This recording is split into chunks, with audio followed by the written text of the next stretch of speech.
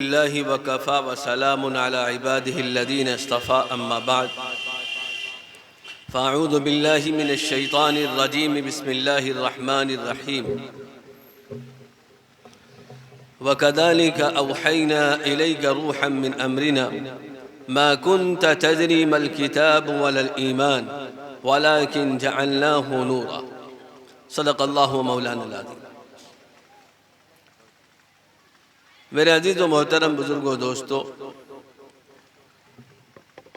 अल्लाह ताला का बड़ा करम और एहसान और इनायत है हम इंसानों पर।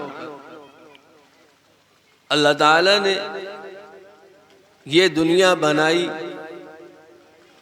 और फिर दुनिया बनाने के बाद अल्लाह ताला ने जो अपने बंदे बनाए और अपनी बंदियां बनाई, उनको अपने आप से जोड़ने की शक्लें पैदा फरमाई। अल्लाह ताला ने हज़रात अंबिया अलैहिस्सलातु वस्सलाम का सिलसिला शुरू फरमाया, जो सबसे आखिर में आकर हम सब के आका व मौला हज़रत मोहम्मद मुस्तफ़ा सल्लल्लाहु अलैहि वसल्लम तक पहुँचता है। आपको अल्लाह ताला ने आखिरी नबी बनाकर भेजा और अल्लाह ताला ने आप ही पर कुरान करीम को नाजिल फरमाया। 4 किताबें आसमानी अल्लाह ताला ने नाजिल फरमाई, तौरात, ज़बूर, इंजील और कुरान करीम। और सहीफ़े भी आए हज़रत अंबिया अलैहिस्सलातु वस्सलाम पर, लेकिन ये 4 किताबें अल्लाह ताला ने नाजिल फरमाई और हज़रत मोहम्मद मुस्तफ़ा सल्लल्लाहु अलैहि वसल्लम को मबूस फरमाकर दुनिया में भेजकर कुरान करीम इनायत फरमाया। और यह ऐलान हो गया कि हज़रत मोहम्मद मुस्तफ़ा सल्लल्लाहु अलैहि वसल्लम आखिरी नबी है और हज़रत मोहम्मद मुस्तफ़ा सल्लल्लाहु अलैहि वसल्लम को जो किताब दी गई है यह आखिरी किताब है। अब इसके बाद कोई नबी आने वाला नहीं है और अल्लाह ताला की कोई किताब आने वाली नहीं। इस कुरान करीम को, इस कुरान को हमारे लिए दुस्तूर और अमल बनाकर दिया गया, एक कानूनी किताब बना करके दिया गया। अब इस दुनिया में जो भी इंसान आने वाला है, हज़रत मोहम्मद मुस्तफ़ा सल्लल्लाहु अलैहि वसल्लम के दुनिया में आ जाने के बाद अब उसको अल्लाह पर ईमान लाना है और हज़रत मोहम्मद मुस्तफ़ा सल्लल्लाहु अलैहि वसल्लम को अपना रसूल मानना है और इस किताब पर ईमान लाना है और इसको आखिरी किताब मानना है।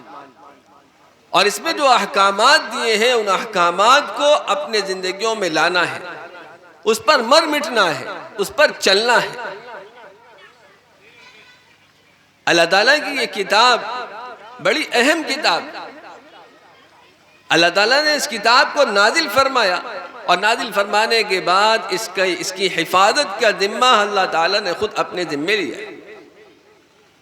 इससे पहले भी किताबें आई लेकिन कोई किताब महफूज नहीं रह सकी। तौरात, ज़बूर, इंजील ये सारी किताबें आई लेकिन ये महफूज नहीं रह सकी। आज कुरान करीम के अलावा जो किताबें हैं जिस जबान में नाजिल हुई थी उस जबान में महफूज नहीं। हर किताब अंग्रेजी जबान में, लेकिन कुरान करीम का ये मौजिज़ा है और अल्लाह ताला ने जो हिफाजत की जिम्मेदारी ली है, जब से कुरान करीम नाजिल हुआ है उस वक्त से अरबी में मौजूद है। कुरान करीम अरबी में नाजिल हुआ, अरबी जबान में नाजिल हुआ और आज तक अल्हम्दुलिल्लाह अरबी जबान में महफूज है, अरबी जबान में महफूज है। जितनी किताबें इसके अलावा उनकी अपनी जबान नहीं है। यहूदियों की एक खास जबान है, ईसाइयों की खास जबान है, लेकिन उस जबान में न तौरात है और न इंजील, सब अंग्रेजी में मौजूद है। लेकिन अल्लाह ताला का एक ऐसा निज़ाम है अपने कुरान मुक़द्दस को महफूज करने का। अल्लाह ताला ने फरमाया इन्ना नहनु नज़्ज़लना ज़िक्र व इन्ना लहू लहाफ़िज़, कि ये कुरान करीम इसको हमने उतारा है और हम ही इसकी हिफाजत करें। और उसकी हिफाजत के अल्लाह ताला ने बहुत से ज़राए बनाए हैं। उन ज़राए में से हम एक देखते हैं कि अल्लाह ताला ने अपने बंदों को ये सलाहियत इनायत फरमाई है कि बंदा अल्लाह ताला का अपने सीने में कुरान करीम को बसा लेता है, अपने सीने में कुरान करीम को महफूज कर लेता है। ये अल्लाह ताला की तरफ से बंदे को दी हुई एक सलाहियत है, एक सलाहियत है। बड़ी बड़ी और किताबें हैं, आदमी नहीं महफूज कर पाता, लेकिन ये कुरान करीम ये है कि हमारा छोटा से छोटा बच्चा भी महफूज कर लेता है और बड़े से बड़े के सीने में महफूज होता है। बस तवज्जो की ज़रूरत होती है, तवज्जो की ज़रूरत होती है। आज हम ये समझते हैं कुरान करीम हमारे बस से बाहर है, हम उसको नहीं याद कर सकते, उसको नहीं महफूज कर सकते हैं। लेकिन अल्लाह ताला ने इंसान को जो सलाहियत दी है किसी चीज़ को महफूज करने की, याद करने की, उस सलाहियत को अगर कोई अपनाता है और तवज्जो के साथ लगता है तो अल्लाह ताला की तरफ से भी मदद आती है और अल्लाह ताला अपना कुरान करीम सीने में उसके उतार देता है, बसा देता है। तवज्जो की ज़रूरत है। आज हम लोगों का हाल ये है कि नमाजों में कुरान करीम जो पढ़ने की ज़रूरत है वो कुरान करीम उतना भी हमको नहीं महफूज हो पाता है। क्यों? तवज्जो नहीं। लेकिन जब तवज्जो हो जाती है तो एक सूरत, दो सूरत, तीन सूरत, चार चार सूरतें क्या, बल्कि हमारे छोटे छोटे ये मुन्ने हाफिज आपको दिखाई देंगे जो एक एक पारा और पूरा पूरा कुरान अपने सीने में महफूज कर लेते हैं। ये क्या है?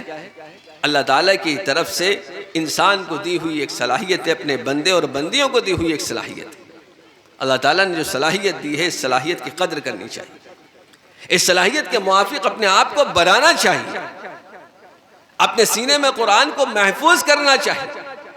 और सिर्फ कुरान करीम को महफूज नहीं करना है, कुरान करीम को अल्लाह ताला ने जो दुस्तूरुल अमल बना करके दिया है हमारे लिए, एक कानूनी किताब बना करके दिया है, अल्लाह ताला ने जो अहकामात नाजिल किए हैं उन अहकामात को भी अपनी ज़िंदगियों में लाने की ज़रूरत है। इसी को फरमाया गया, अल्लाह ताला ने फरमाया अपने रसूल सल्लल्लाहु अलैहि वसल्लम से कि हमने आपकी तरफ वही की है, अपने रूह की वही की है। मुराद कुरान करीम है, अपने रूह यानी कुरान करीम की हमने आपकी तरफ वही की है। ये रूह जिसको हम हयात कहते हैं, जो जिंदगी कहते हैं, जिंदगी कहते हैं, जिसने कुरान करीम को अपने सीने में बसाया, उसके अहकामात को अपने अपने आमाल में ले आया, यकीनन वो दुनिया में भी कामयाब है और आखिरत में भी कामयाबी होने वाला है। ये कुरान करीम जो है ये एक अबदी किताब है, सिर्फ दुनिया ही तक नहीं महफूज है, दुनिया ही तक नहीं बाकी रहने वाली, बल्कि जब कुरान करीम को कोई अपने सीने में बसा लेता है और ज़रूरत के बकदर उसने कुरान करीम को अपने सीने में बसा लिया, और इससे बढ़कर जो अल्लाह ताला की तरफ से मुतालबा है कि इंसान से कि कुरान करीम पर चलना है, अपने आप को ढालना है, अगर इस कुरान के मुताबिक वो ज़िंदगी गुजार कर दुनिया से जाता है तो उसके अंदर एक ज़िंदगी और हयात ऐसी पैदा हो जाती है जो बहुत दूर तक उसको ले जाती है, बहुत दूर तक उसको ले जाती है। हज़रत सहाबा रज़ी अल्लाह ताला अन्हुम अजमईन, आप नज़र डालिए कि जब तक आप इस्लाम से नहीं जुड़े थे, कुरान से नहीं जुड़े थे, उस वक्त तक आपके अहवाल क्या थे? हज़रत सहाबा को कोई पसंद नहीं फरमाता था, उनके ज़माने को कोई पसंद नहीं करता था, वो ज़माना जाहिलियत का ज़माना कहलाता था, वो हज़रात जो हलाए अरब कहलाया करते थे। और क्या क्या कहा जाता था, यानी कोई उस सरजमीन पर कोई बादशाहत करने के लिए तैयार नहीं होता था, यानी उनको अपनी मातहती में रखे इसको लोग नहीं पसंद करते थे। लेकिन अल्लाह ताला ने उस ज़मीन का इंतखाब फरमाया, हज़रत मोहम्मद मुस्तफ़ा सल्लल्लाहु अलैहि वसल्लम को वहाँ मबऊस फरमाया, भेजा, और अल्लाह ताला ने उनके साथ में कुरान करीम दिया। हज़रत मोहम्मद मुस्तफ़ा सल्लल्लाहु अलैहि वसल्लम ने कुरान करीम अपने सहाबा रज़ी अल्लाह ताला अन्हुम अजमईन को पढ़ाई, सिखाई, और सिर्फ अल्फाज ही नहीं सिखाए, सिर्फ पढ़कर ही नहीं बताया सिखाया, बल्कि कुरान करीम में अल्लाह ताला ने जो अहकामात दिए वो भी बताए और सिखाए। हज़रत मोहम्मद मुस्तफ़ा सल्लल्लाहु अलैहि वसल्लम ने खुद बरते और उनके असहाब ने अल्लाह के रसूल सल्लल्लाहु अलैहि वसल्लम को देख करके वो आमाल बरते और किए। मामला यहाँ तक पहुँचा कि वो ज़माना जो ज़माने जाहिलियत कहलाता था वो ज़माना खैरुल खुरून कहलाने लगा। जो लोग जो हलाए अरब कहलाते थे वो रज़ी अल्लाह अन्हुम व रज़ू अन्हु का उनको मुज़्ज़ा मिल गया। ये है कुरान की बरकत। ये कुरान को जब हज़रात सहाबा रज़ी अल्लाह तआला अन्हुम अजमईन ने अपनाया है, अपने सीने में बसाया और उस पर अमल करके दिखाया, अल्लाह ताला ने उनको चमका दिया। अल्लाह ताला ने उनके अंदर एक रूहानियत पैदा कर दी। अल्लाह ताला ने उनके अंदर एक जिंदगी पैदा कर दी। ये ऐसी है कि वो दुनियावी एतबार से तो दुनिया में नहीं है, लेकिन जो रूहानियत अल्लाह ताला ने उनको इनायत फरमाई थी, एक रूहानी जिंदगी, वो उसकी बुनियाद पर वो आज तक बाकी है। उनका नाम बाकी है मेरे अजीज, उनका नाम बाकी है। क्यों? इसी बुनियाद पर अल्लाह ताला ने उनको उतारा, कुरान उतारा, हज़रत मोहम्मद मुस्तफ़ा सल्लल्लाहु अलैहि वसल्लम को नबी बना करके भेजा और उन्होंने हज़रत सहाबा रज़ियल्लाहु तआला अन्हुम अजमईन की तरबियत की और उनको दीन सिखाया, उनको ईमान सिखाया, उनको इल्म सिखाया, यहाँ तक कि हर एक जो है अपने ज़ात में एक सच्चा और पक्का मुसलमान बन करके तैयार हो। हज़रत बकर सिद्दीक़ रज़ियल्लाहु तआला अन्हु को सिद्दीक़ कहा जाता है कि क्या है सिद्दीक़ का लक़ब, सच्चे होने का लक़ब कैसे मिला उन्हें? उन्होंने आमन्ना और सद्दक़ना कहा हज़रत मोहम्मद मुस्तफ़ा सल्लल्लाहु अलैहि वसल्लम की हर बात पर। और हज़रत सहाबा ने सब ने समझना और वाताना कहा। यानी अर्ज़ करने का मकसद ये है कि ये जो मजलिसें कायम होती है मेरे अजीज़ों मेरे प्यारों, ये मजलिसें सिर्फ सुनने के और सुनाने के लिए नहीं होती, बल्कि सुनने और सुनाने के साथ उस पर अमल पैरा होने की कोशिश करने के लिए, उनको अमल पे लाने के लिए होती है कि इस मजलिस में हम जा रहे हैं, अल्लाह के हकामात, रसूल पाक सल्लल्लाहु अलैहि वसल्लम के जो तरीक़े और सूरतें ज़िंदगी गुजारने की हमारे सामने आएंगी, उस पर हम अमल पैरा होंगे और उस पर अमल करेंगे इंशाअल्लाह। इस नियत से इन मजलिसों में बैठना चाहिए, इस नियत से इन मजलिसों में बैठना चाहिए।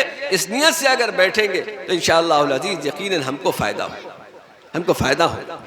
लिहाजा हर ऐसी मजलिस में जब शिरकत हो हमारी, तो नियत हमारी ये होनी चाहिए कि ये एक दीनी मजलिस है, एक ईमानी मजलिस है, कुरान के निस्बत पर यह मजलिस सजाई गई है। लिहाजा इस मजलिस में जा कर के अल्लाह ताला का कुरान पढ़ा जाएगा, उसको हम सुनेंगे, अल्लाह ताला के कुरान के अहकामात बयान किए जाएंगे, उस पर हम चलेंगे, अपनी ज़िंदगियों में उसको लाएंगे।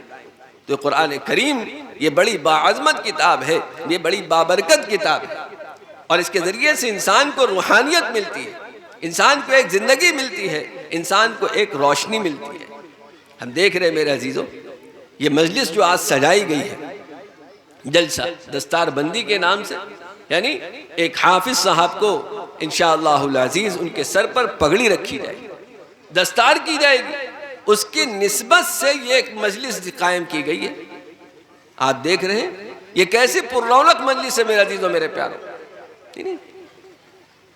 आसपास भी बिजली का इंतजाम है, सब कुछ है, लेकिन वहां पर इस तरह की रौनक नहीं है, लेकिन यहाँ है। तो ये दुनियावी एतबार से एक मजलिस सजाई गई, इसमें एक रौनक है। मालूम ये हुआ अल्लाह ताला ने अपनी किताब को बड़ी बाअज़मत किताब बनाया, बड़ी बारौनक किताब बनाया है। और यही वजह है मेरे अजीज़ों कि कुरान करीम को जब कोई हाफिज अपने सीने में बसाता है और रखता है, तो अल्लाह ताला की तरफ से उसको तो जो इनाम मिलता ही है, उसके साथ साथ उसके वालिदैन को भी इनाम मिलता है, उसके वालिदैन को भी इनाम मिलता है। और उसके वालिदैन को इनाम क्या मिलता है?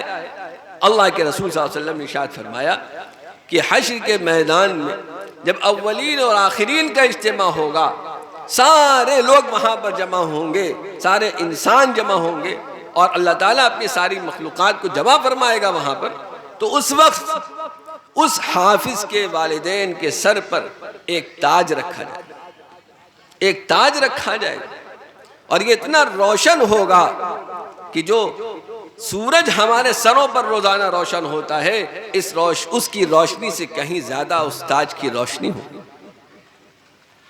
हम देखें जब सूरज रोशन होता है, अपने शबाब पर होता है, तो उसकी रोशनी किस तरह से हमारे घरों में आती है और किस तरह से कमरों को रोशन कर देती है। उससे कहीं बढ़ करके अल्लाह ताला उस हाफिज के वालिदैन के सर पर ताज रखेगा जो जो जो जिसमें रौनक और इसमें रोशनी होगी। सारे अव्वलीन व आखिरीन का इज्तिमा होगा और वहां पर नाम लेकर बताया जाएगा कि ये फला फला का बेटा, फला फला का बेटा। जैसे यहाँ पर है जो दस्तार हो रही है, इस मौके से जो हाफिज साहब हैं उनका नाम लिया जाता है, उनके वालिद का नाम लिया जाता है कि ये उनके बेटे हैं, इन्होंने हज मुकम्मल किया। ऐसे ही अल्लाह ताला अपने यहाँ हश्र के मैदान में जब सब अव्वलीन व आखिरीन का इज्तिमा होगा, उस वक्त में जो है अपने बंदों को जमा फरमाएंगे और वहाँ पर जो है सबके सामने ये ऐलान होगा कि इस बंदे ने अल्लाह के कलाम को महफूज किया है और इसके वालिदैन को ये ताज पहनाया जाए। ये बरकत है कुरान करीम की मेरे अज़ीज़ों में। और यही नहीं, अभी अशआर में सुना रहे थे हाफिज साहब कि जिस बंदे ने कुरान करीम को अपने सीने में महफूज कर लिया है, अल्लाह ताला उसको ये मौका इनायत फरमाएंगे कि उसके खानदान में से 10 लोग जिन पर जहन्नम वाजिब हो चुकी है, उन 10 लोगों को वो अब इस कुरान करीम की बरकत से जहन्नम से छुटकारा दिलाने वाला होगा अल्लाह ताला के फजल से, अल्लाह ताला के फजल से। और ये सिर्फ उसके घर घराने तक महदूद नहीं होगा। जो उस हाफिज के घर घराने का है, जो उससे मोहब्बत रखने वाला है, जो उससे ताल्लुक़ रखने वाला है किसी भी एतबार से, तो उसको हक हासिल होगा कि अपने घर के लोगों को ले जाए, घर में के लोग पूरे हो जाएं तो उसके अलावा जो लोग हैं उनको वो जन्नत में ले जाए, जहन्नम से छुटकारा दिला कर। अल्लाह ताला ने एक हाफिज को एक इनाम दिया है उसको। और ऐसे ही जब उस हाफिज को ये मौका मिल रहा है तो खुद उस हाफिज के लिए क्या इनाम होगा। हजरत मोहम्मद मुस्तफ़ा सल्लल्लाहु अलैहि वसल्लम ने फरमाया कि जब सब लोग जन्नत में जमा हो जाएंगे तो वहां उस हाफिज से कहा जाएगा इक़रा वर्तक़ी, कुरान करीम पढ़ते जाइए और जन्नत के मरातिब पर चढ़ते जाइए, जन्नत के मर्तबों पर चढ़ते जाइए। इससे मालूम यह होता है कि कुरान करीम की जो आयात हैं इसी तरह से जन्नत के दराजात भी हैं। कुरान करीम की आयत पढ़ते जाइए और फिर जन्नत के दर्जात में चढ़ते जाइए। फिर हर दर्जे में क्या मरातिब है वो अल्लाह ताला उससे बखूबी वाकिफ है। जिस बंदे ने जिस तरह से कुरान करीम को अपने सीने में बसाया होगा और उस पर चला होगा, उस पर अमल किया होगा, उसके लिए ये इनाम है। ये भी याद रखने की बात, कुरान को सिर्फ सीने में बसा लेना, महफूज कर लेना और बस फिर उसके अलावा उससे कोई ताल्लुक ना हो, नाम के हाफिज साहब बन गए, नाम के कारी साहब बन गए, लेकिन कुरान करीम से कोई ताल्लुक है ना पढ़ने के एतबार से, ना देखने के एतबार से, ना उस पर चलने के एतबार से, तो मेरे अजीज़ों ये बरकतें वहाँ हासिल नहीं होने वाली, ये समारात और इनामात वहाँ हासिल नहीं होने वाले। इसलिए यहाँ पर जिम्मेदारी बनती है कि हमारे वो जिम्मेदार माँ और बाप जो अपने बच्चे को, अपने लख्ते जिगर को हाफिज बना रहे हैं, हाफिज बनाने के साथ साथ उनसे कुरान मजीद भी सुना करें, कुरान मजीद सुना करें और कुरान मजीद सुनने की तरतीब बनाएं, ताकि ये जो एक नेमत उनके बच्चे को हासिल हुई है, इस नेमत की कदरदानी हो, इस नेमत का फायदा उनको पहुंचे, उस बच्चे को भी पहुंचे और उसको भी पहुंचे। और जब बच्चा हाफिज हो जाए तो अब आप ये समझ लीजिए कि उस बच्चे से निस्बत जो जुड़ गई है वो आपकी, ये है कि हाफिज साहब के वालिद हैं, ये हाफिज साहब की वालिदा हैं, ये हाफिज साहब के चचा हैं, ये हाफिज साहब के मामू हैं, ये हाफिज साहब के ख़ानदान के हैं। ये एक बड़ी अजीम निस्बत है मेरे अजीज़ों, मेरे प्यारों। इस निस्बत की कद्र भी सबके लिए ज़रूरी हो जाती है कि इस निस्बत की कद्र, और निस्बत की कद्र ये है कि फिर अपने आमाल में दुरुस्तगी लानी चाहिए। अपने आमाल को दुरुस्त करने की फ़िक्र और कोशिश करनी चाहिए कि इस कुरान करीम को हमारे घराने के बच्चे ने अपने सीने में महफूज किया है, और इस कुरान करीम में अल्लाह ताला ने क्या अहकामात दिए। हज़रत मोहम्मद मुस्तफ़ा सल्लल्लाहु अलैहि वसल्लम ने कुरान पढ़कर सुनाया है। कुरान के अहकाम क्या थे वो हज़रत सहाबा को बताया। हज़रत सहाबा रज़ियल्लाहु ताला अन्हुम अजमईन ने ताबिईन को बताया, ताबिईन ने तबे ताबिईन को बताया है। फिर उन्होंने इसी तरह से सीना बसीना उलमा किराम को बताया है, और वो अहकामात और वो आमाल हम तक पहुँचे हैं। और बिफज़्लिही ताला आज भी उलमा मौजूद हैं अल्हम्दुलिल्लाह, जो इस कुरान करीम के मानी से, मतालिब से, मफ़हूम से वाकिफ़ हैं। लिहाजा ज़रूरत इस बात की है कि हम अपने आप को उन लोगों से जोड़ने की फ़िक्र और कोशिश करें जो कुरान करीम से ताल्लुक़ रखते हैं, कुरान करीम को पढ़ते हैं, कुरान करीम को पढ़ाते हैं, कुरान करीम को समझते हैं, कुरान करीम को समझाते हैं। हम उनसे ताल्लुक़ कायम करें, हम उनके पास जाएं और उनसे समझें। अगर हमने ये ताल्लुक़ कायम कर लिया तो गोया कि हमारा ताल्लुक़ कुरान करीम से हो गया, कुरान करीम से हो गया। और कुरान करीम को जो अल्लाह ताला ने फरमाया है कि कुरान करीम में रूहानियत है, ये हयात है, ज़िंदगी है, ये वहीं से इंसान के अंदर ये ज़िंदगी पैदा हो जाएगी, ये रूहानियत पैदा हो जाएगी। ये जब अल्लाह के अहकामात पर चलेगा, हज़रत मोहम्मद मुस्तफ़ा सल्लल्लाहु अलैहि वसल्लम के तरीक़े को अपने ज़िंदगी में ले आएगा, तो उसकी दुनिया भी अच्छी गुजरेगी इंशाअल्लाह। और इस दुनिया के बाद जो आँख बंद होने के बाद जो ज़िंदगी आने वाली है, वो भी उसकी ज़िंदगी अच्छी गुजरेगी, उसकी एक ज़िंदगी अच्छी गुजरेगी। क्योंकि यहाँ जो आमाल हैं, ये आमाल वही वहाँ काम आने वाले हैं जो अल्लाह के हुक्मों के मुताबिक, रसूल पाक सल्लल्लाहु अलैहि वसल्लम के तरीक़े के मुताबिक। क्योंकि हज़रत मोहम्मद मुस्तफ़ा सल्लल्लाहु अलैहि वसल्लम ने इरशाद फरमाया है, अद्दुनिया मज़राअतुल आखिरा, ये दुनिया जो है ये आखिरत की खेती है, ये दुनिया आखिरत की खेती है। अब इस दुनिया में आखिरत के लिए जो हमने तैयारी की होगी, उसी एतबार से हमारी आखिरत अच्छी होगी। इस दुनियावी ज़िंदगी में खेत में हम चावल बोते हैं तो चावल मिलता है, गेहूँ बोते हैं गेहूँ मिलता है, चना बोते हैं तो चना मिलता है, दूसरी चीज़ नहीं मिलती। लिहाजा ये ज़िंदगी जो हमको चंद रोज़ा मिली हुई है मेरे अजीज़ों, ये चंद रोज़ा ज़िंदगी जो हमको मिली हुई है 50 साल की, 60 साल की, इस ज़िंदगी में हमको तैयारी करना है, आखिरत की तैयारी, आखिरत के लिए तैयारी करना है। क्योंकि असल ज़िंदगी हमारी वही है। ये दुनियावी ज़िंदगी तो किसी न किसी तरह गुजर जाएगी मेरे अजीज़ों, और गुजर जाती है, गुजर जाती है। 60 साल ज़िंदगी, 50 साल ज़िंदगी, 70 साल ज़िंदगी, इसको लोग मिसाल ये दे करके देते हैं इसकी, जैसे मिसाल के तौर पर कहा जाए कि अदान और नमाज के दरमियान का जो वक्फ़ा है, आप समझिए कि ये ज़िंदगी बस ऐसे ही इसका वक्फ़ा है। जब दुनिया में इंसान तशरीफ़ इंसान आता है जब, और मुसलमान, तो उसके कान में सबसे पहले दाएं कान में अदान कही जाती है और बाएं कान में इकामत कही जाती है। और फिर जब उसकी आंखें बंद हो जाती हैं, रूह निकल जाती है, तो उसकी नमाज पढ़ी जाती है। आप जानते हैं नमाज, अदान और नमाज के दरमियान कितना वक्फ़ा होता है। बाद नमाज़ों में 15 मिनट का होता है, और बाद नमाज़ों में सिर्फ चंद मिनट का होता है। मगरिब की नमाज में कितना मौका होता है मेरे अजीज़ों, मेरे प्यारों।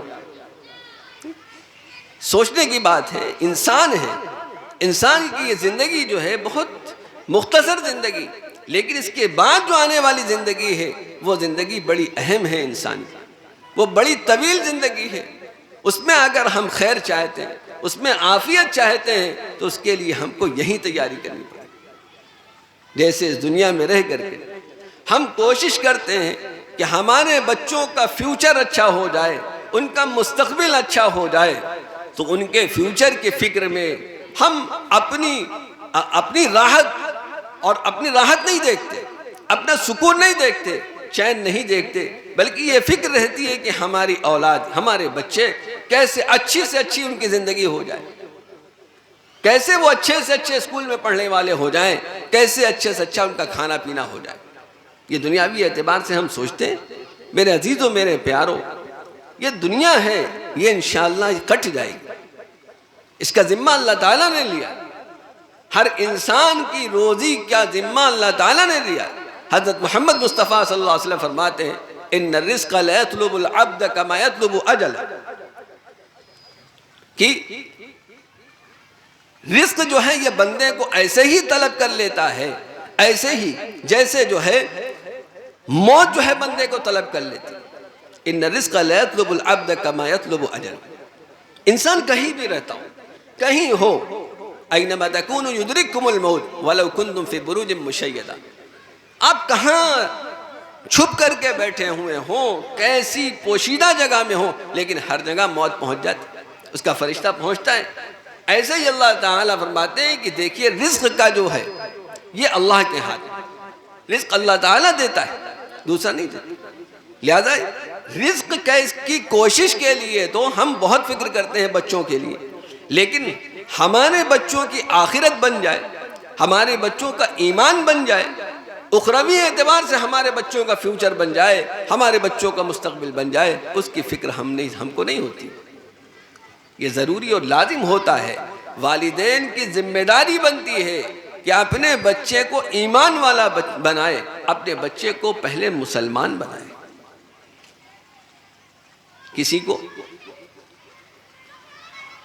दुनिया सिखाना ये मायूब नहीं है, अंग्रेजी पढ़ाना ये मायूब नहीं है, दुनियावी उलूम पढ़ाना ये बिल्कुल मायूब नहीं। लेकिन असल बात ये है मेरे अजीजों मेरे प्यारों कि अल्लाह ताला ने जिस लिए इस दुनिया में भेजा है हम इंसानों को, पहले वो तकाज़े पूरे किए जाएं, फिर दूसरे तकाज़े पूरे हों।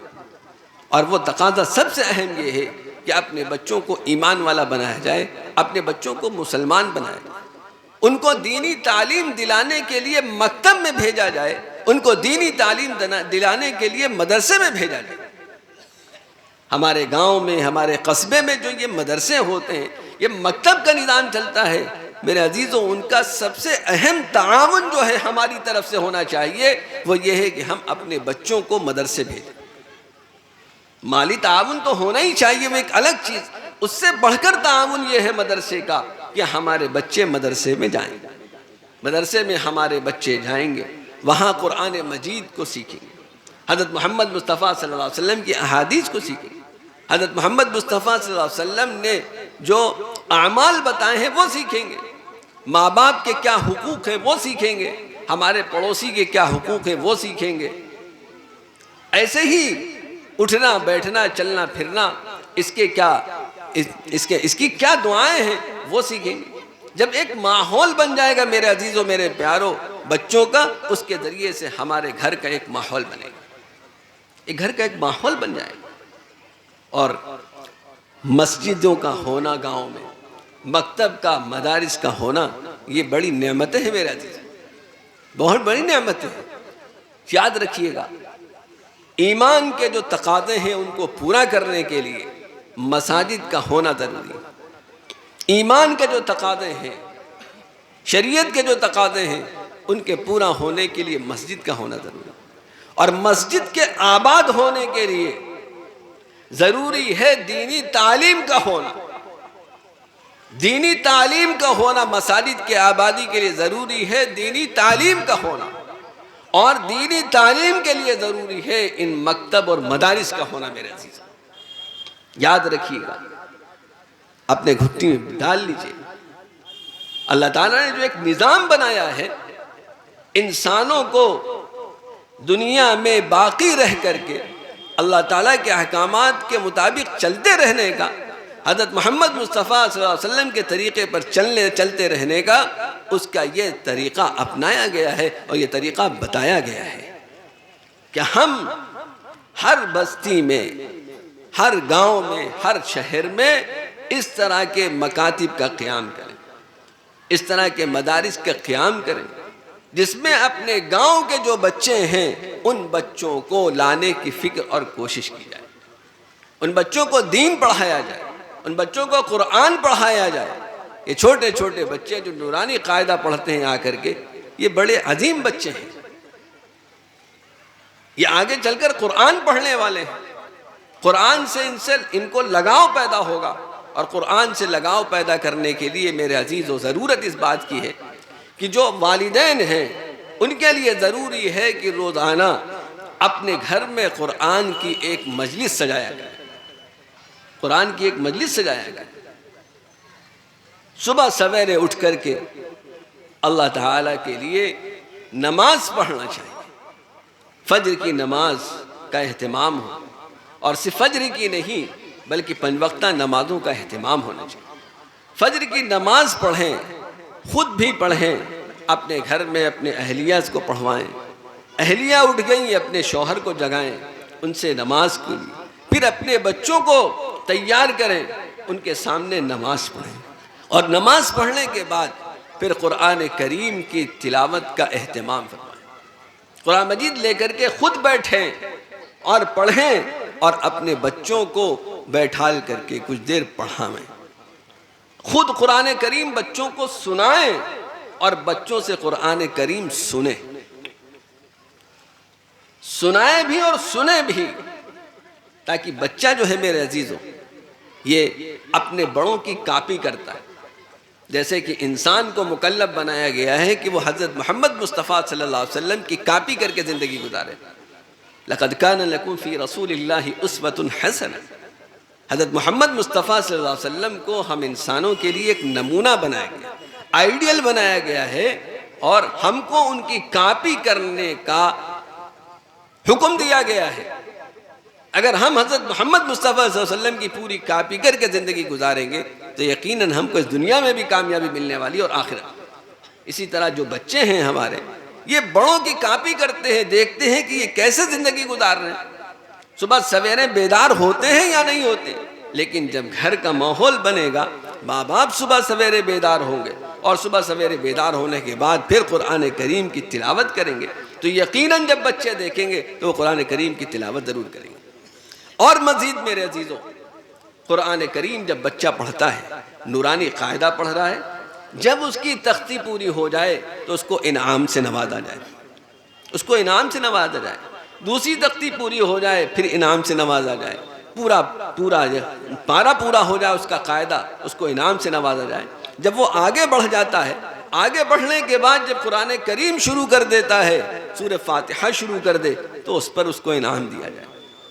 जितने जैसे जैसे वो आगे बढ़ता जाए उसको इनाम दिया जाए, उसकी हिम्मत अफजाई की जाए, उसकी हौसला अफजाई की जाए। इंशाअल्लाहुल अज़ीज़ कुरान करीम से उसका ताल्लुक मजबूत होगा, मजबूत होगा इंशाअल्लाह।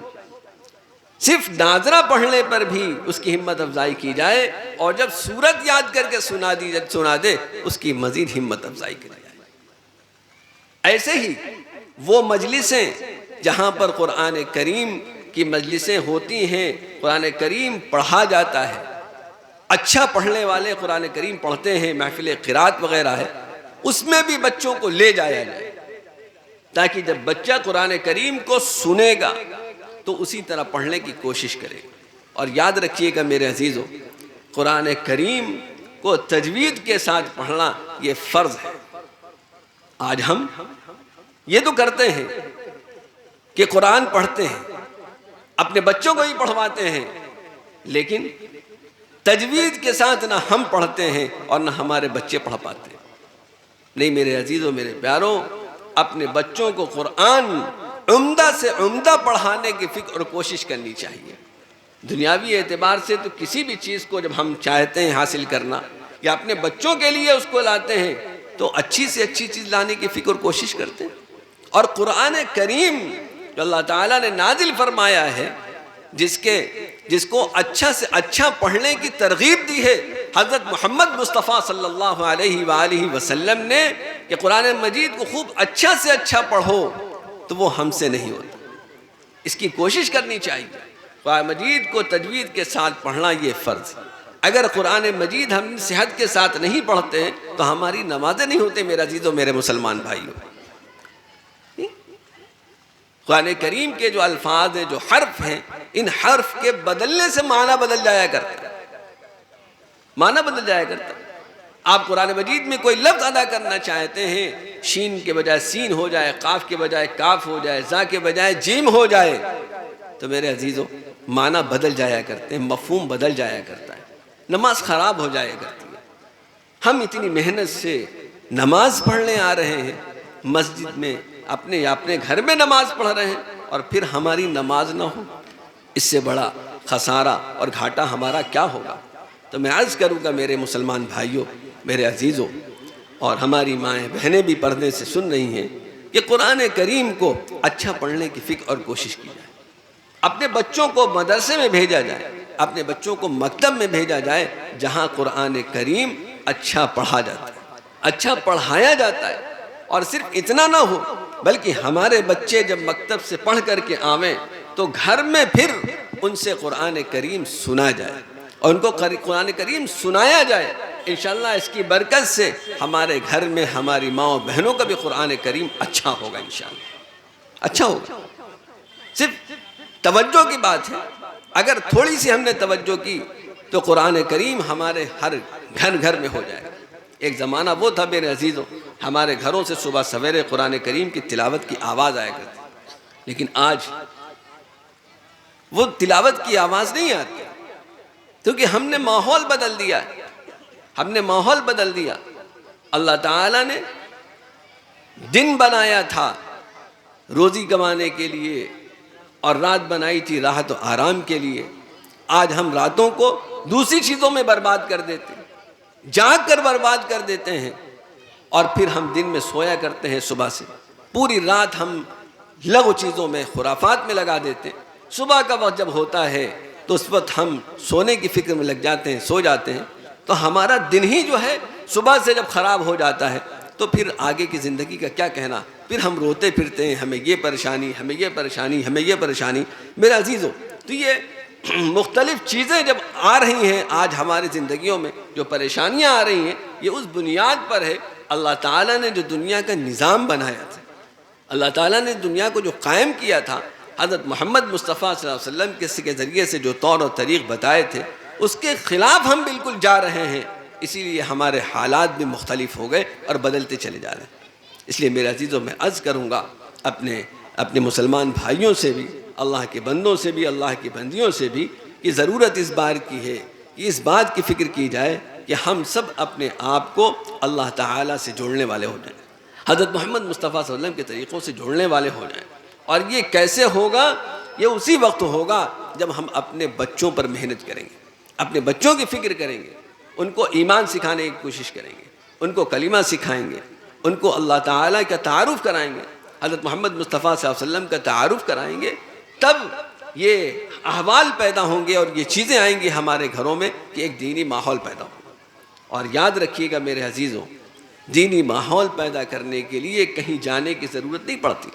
इंसान को सबसे पहले अपने ऊपर कोशिश करनी पड़ती है। दूसरी चीज़, जिससे किसी का ताआवुन लेना हो, मदद लेना हो, तब तो मदद लेना पड़ता है। लेकिन अल्लाह ताला ने जो अहकामात दिए हैं हमको, वो ऐसे हैं कि आदमी खुद फिक्र करके शुरू कर दे। 5 वक्ता नमाज है, इस नमाज को शुरू करने के लिए कहीं जाने की ज़रूरत नहीं है। खुद बंदा अपने तौर पर कोशिश करे, अल्लाह ताला यकीनन उसकी मदद फरमाएगा, मस्जिद तक उसके जाने की तौफीक देगा, और मस्जिद में वो नमाज़ पढ़ने वाला होगा।